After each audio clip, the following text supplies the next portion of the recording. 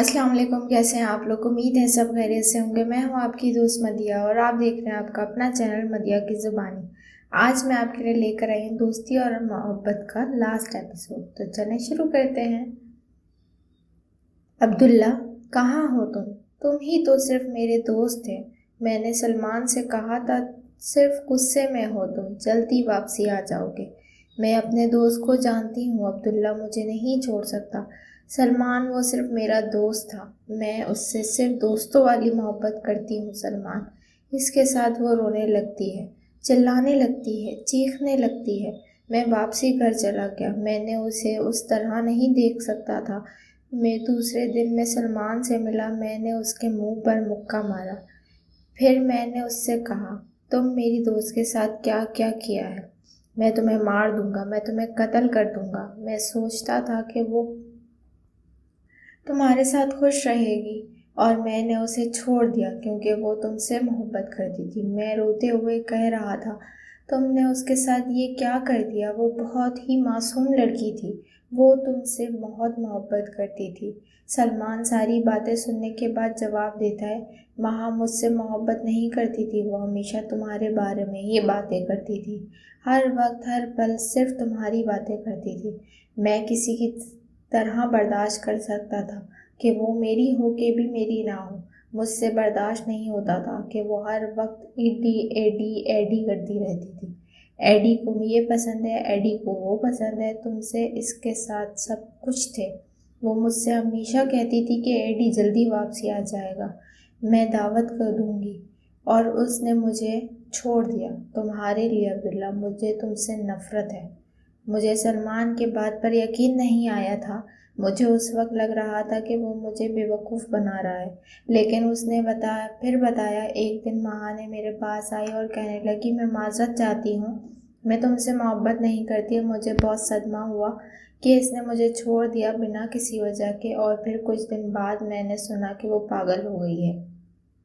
عبداللہ، یقین کرو میں سچ کہہ رہا ہوں، یعنی یہی حقیقت ہے۔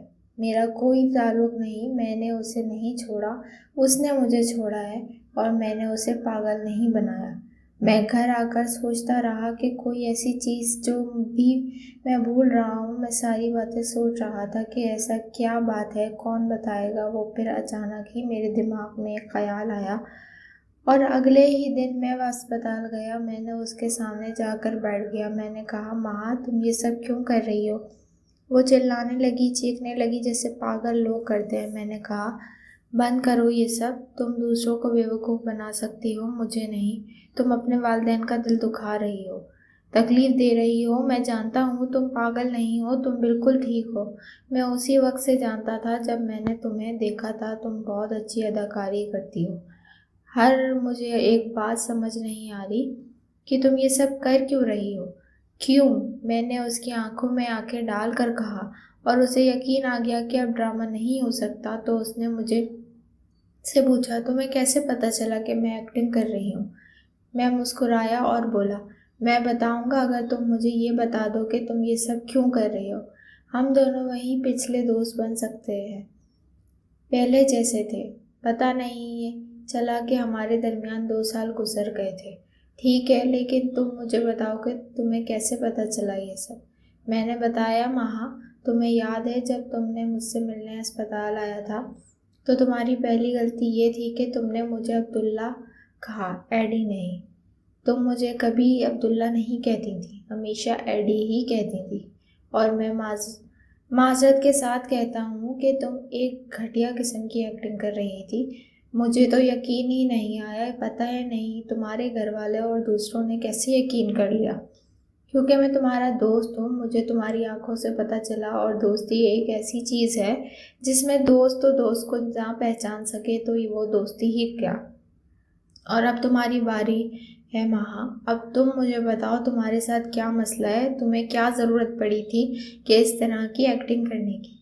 اس نے میری آنکھوں میں دیکھا اور کہا میں جو ایکٹنگ کر رہی تھی، یہ جو حرکتیں کر رہی تھی، میں جو پاگل بنی ہوئی ہوں، وہ صرف اور صرف تمہاری وجہ سے۔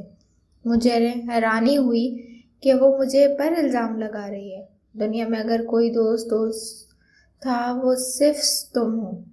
میں نے تم سے سب کچھ سیکھا، ہر مشکل میں تم نے میرا ساتھ دیا اور میرا پہلا پیار تھے، دوستی والا ہی صحیح، پر مجھے تم پر اتنا یقین تھا جتنا کسی پر نہیں تھا۔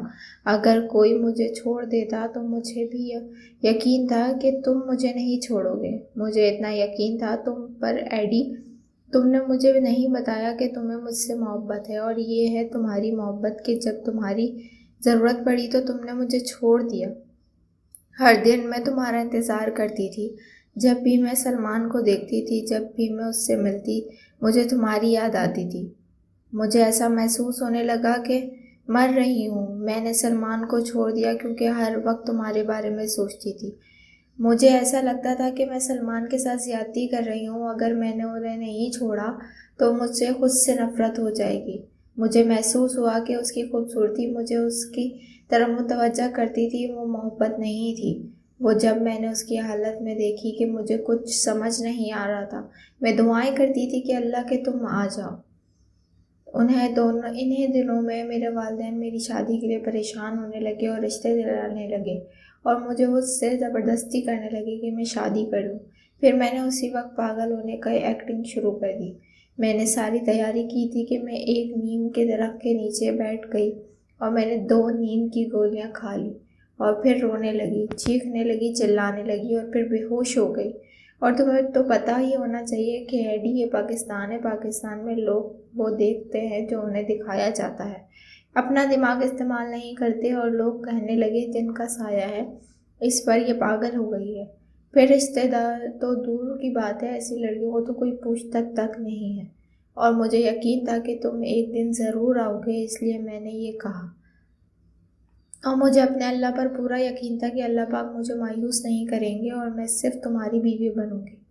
اور دیکھو تم آ گئے۔ پھر ہم دونوں نے یہ ساری باتیں اور ساری کہانی اپنے والدین کے سامنے رکھ دی۔ پہلے تو وہ غصہ ہوئے، لیکن پھر ہماری شادی کے لیے راضی ہو گئے۔ ہمارے پھر شادی ہو گئی اور وہاں اب میری بیوی ہے، لیکن اب بھی ہم دوست ہیں، اور ہم انتظار کر رہے ہیں کہ یہ کہانی اپنے بچوں کو سنائیں۔ مہا اور عبداللہ کی کہانی، محبت اور دوستی۔ امید ہے آپ کو یہ لاسٹ پارٹ ضرور پسند آیا ہوگا۔ پھر ملیں گے اگلے سٹوری میں، جب تک کے لیے اللہ حافظ۔